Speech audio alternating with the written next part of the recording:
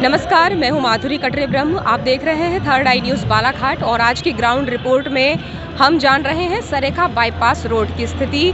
धूल के गुबार में किस तरह यहां पर जिंदगियां गुजर रही हैं, क्या कुछ परेशानियां हैं, क्यों ये रोड उपेक्षित है और क्यों ये रोड दुर्घटनाओं का कारण बनी हुई है, आइए जानते हैं आज की खास रिपोर्ट में।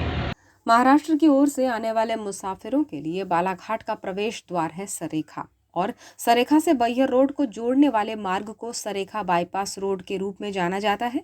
इस बाईपास मार्ग से रोजाना दर्जनों भारी वाहन और सैकड़ों दोपहिया वाहन गुजरते हैं। इस मार्ग की दुर्दशा जहां एक और वाहन चालकों के लिए परेशानी का सबब है, वहीं इस मार्ग पर व्यापार, व्यवसाय और निवास करने वालों के लिए भी काफी मुसीबत भरी है। तत्कालीन देवेगौड़ा सरकार के समय तत्कालीन रेल मंत्री रामविलास पासवान, तत्कालीन सांसद विश्वेश्वर भगत और मंत्री लिखीराम कावरे ने वर्ष 1998 में इस मार्ग का भूमि पूजन किया और डामरीकृत सड़क बनी। बाद में नगरपालिका अध्यक्ष अनुभा मुंजारे के कार्यकाल में इस सड़क को सीमेंटीकृत किया गया, जिसके बाद एक लंबा अरसा बीत गया। इस बाईपास रोड की उपेक्षा होती रही और ये सड़क अपनी बदहाली का किस्सा खुद बयां कर रही है। जहां जगह जगह बने हुए गड्ढे दुर्घटनाओं का कारण है, वहीं धूल के गुबार से आसपास के रहवासियों को स्वास्थ्य संबंधी कई समस्याओं का सामना भी करना पड़ रहा है। थर्ड आई न्यूज़ से बातचीत के दौरान यहां के व्यापारियों और निवासियों ने अपनी व्यथा कुछ इस तरह बयां की। रोड की बहुत ज़्यादा परेशानी है यहाँ पर, यानी कभी भी एक्सीडेंट हो जाते हैं या कुछ हो जाते हैं। आगे भी ख़राब है बहुत सी, और धूल इतनी उड़ती है कि पूछो मत। यहाँ पे अतिक्रमण भी हुआ था 2019 में, लेकिन उसके बाद भी कोई काम नहीं हुआ। अतिक्रमण भर करके चले गए। 2-3 साल में कोई काम नहीं हुआ? नहीं, उसमें कोई काम नहीं हुआ। बड़ी बड़ी गाड़ियाँ यहाँ पे बाईपास में खड़े रहती है, 10 चक्का, 14 चक्के, 15 चक्के, आज सब गोडाउन वगैरह इधर पे खड़े। बहुत आने जाने में लोगों को परेशानी होती है, मोटरसाइकिल कार वालों को। कभी भी आए दिन जाम लग जाता है। उधर रेलवे क्रॉसिंग और माल धक्के के पास भी बहुत तकलीफ होती है।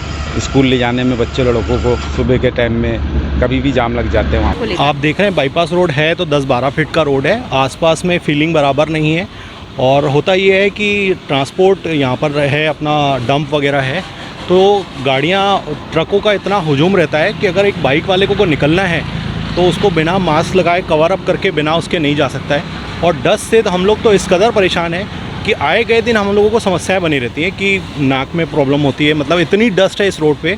गाड़ियां अगर खड़ी करते हैं, जैसे हमारा वॉशिंग का काम है, गाड़ी अगर खड़ी हुई वॉश होके तो 15 मिनट बाद उसका हाल ऐसा होता है कि पता नहीं होती कि गाड़ी वॉश हुई है नहीं हुई है। तो समझो, मतलब इस एरिए में इतना ज़्यादा डस्ट का प्रॉब्लम है। सब इस रोड के खस्ता हाल से यहाँ से गुजरने वाले भारी ट्रक धूल का गुबार छोड़ते चले जाते हैं। वहीं इसी रोड पर रेलवे का रैक पॉइंट भी है और यहाँ के रहवासियों का ये भी कहना है कि जब भी रेलवे के रैक पॉइंट में सीमेंट लोड अनलोड होता है तो हवा में धूल के सीमेंट के महीन कण घुलकर लोगों को श्वसन संबंधी रोगों से भी ग्रसित करते हैं। बाईपास रोड है और बाईपास रोड में ट्रक और बड़ी व्हीकल्स ट्रैवल होती हैं और छोटे मोटर व्हीकल्स भी होती हैं। इसमें मेन समस्या यही है कि इस रोड में गड्ढे बहुत हैं और गड्ढों के कारण एक्सीडेंट के चांसेस हो जाते हैं, जो जनहित के लिए नुकसानदायक है। प्लस जो डस्ट है वो बहुत ज़्यादा हो रही है, तो जो फिज़िकल लंग्स के लिए भी प्रॉब्लम हो सकते हैं। तो हम यही क्या मांग है प्रशासन से यही मांग है कि जो रोड के पैरामीटर्स हैं उसके अकॉर्डिंग रोड्स को जल्द से जल्द बनाएं, गड्ढों को फुलफ़िल करें और नीट एंड क्लीन और सफाई बराबर रेगुलर होए, ताकि डस्ट भी ना हो, गड्ढे भी ना हो और एक्सीडेंट ना हो। रोड तो की हालत बहुत ख़राब देख ही रहे हैं आप, कितनी डस्ट उड़ रही है। और ये रैक पॉइंट है, यहाँ पर सीमेंट खाली होती है, कंटिन्यू इसकी बारीक वाली डस्ट उड़ते रहती है पूरी, यानी मेन रोड से करीब 500 मीटर अंदर तक जाते रहती है। ये पेड़ों के हाल देखिए आप, पूरे डस्ट से भरे हुए हैं चारों तरफ देखिए। कभी किसी जनप्रतिनिधि ने आके सुध नहीं ली? आपने परेशानी नहीं पहुंचाई? नहीं, किसी ने कोई जानकारी नहीं ली, किसी ने कोई सुध नहीं ली। क्या मांग?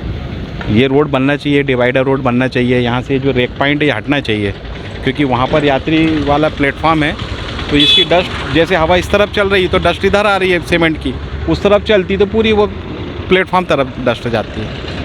बहुत दिक्कत है डस्ट से। यहाँ से सबसे पहले तो रेक पॉइंट हटना चाहिए यहाँ से, और ये रोड की प्रॉपर व्यवस्था होना चाहिए। जैसे बाईपास है, यहाँ पे बड़े बड़े ट्रक आकर खड़े होते हैं, एक डिवाइडर रोड बनना चाहिए, प्रॉपर रोड जो उसका साइज है बनना चाहिए।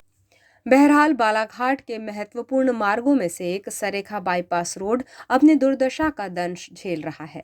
विकास के बड़े बड़े दावों के बीच वर्षों से उपेक्षित ये मार्ग न सिर्फ यहाँ के निवासियों के स्वास्थ्य के लिए परेशानी का सबब है, वहीं दूसरी ओर व्यापारिक दृष्टिकोण से भी हानिकारक सिद्ध हो रहा है।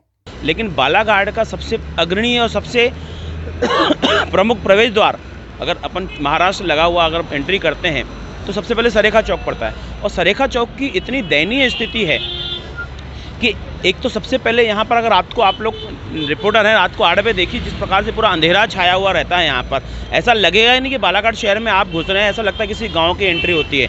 और रही बात की बाईपास की, इतनी धूल मिट्टी इतना ट्रैफिक है, पूरा ट्रांसपोर्ट एरिया इसी एरिया में बसता हुआ है। स्कूल कॉलेज के जो रूट है बाजू मतलब जो अपन वहाँ पे हैं स्कूल हैं बचपन के सब से जाते हैं या जो इसका है स्कूल को लेकर, यहाँ से एंट्रियाँ होती है। आए दिन एक्सीडेंट का जो ये कॉर्नर रहता है यहाँ एक्सीडेंट होता रहता है। लगभग मैं समझ रहा हूँ कि साल में 25-30 यानी हर एवरेज महीने में 1 से 2 एक्सीडेंट ऐसे होते हैं जिसमें कई लोग यहाँ पर उनके कारण मृत्यु हो जाती है। तो दयनीय स्थिति है खासकर सरेखा और बाईपास की। बाईपास के चलते धूल मिट्टी इतनी डस्ट बनी रहती है कि यहाँ का जो प्रॉपर बंदा है यहाँ पे जो रहने वाले हैं उनको हमेशा कफ की शिकायत रहती है, खांसी बनी रहती है, शारीरिक रूप से तकलीफ रहती है। तो बालाघाट का खासकर ये इलाका आज भी पिछड़ापन जैसे उपनगरीय क्षेत्र जो बोला जाता सरेखा, तो ईमानदारी की बात है कि आज आज़ादी के 75 साल जो ये स्वर्ण और ये युग मना रहे हैं और 75 ईयर्स का मना रहे हैं आज़ादी के बाद, लेकिन बालाघाट की दुर्दशा और खासकर सरेखा की दुर्दशा अति शोचनीय है। देखना होगा कि बालाघाट के जनप्रतिनिधि और विकास पुरोधा कब इस मार्ग की सुध लेते हैं और कब यहाँ के लोगों को राहत दिलाते हैं।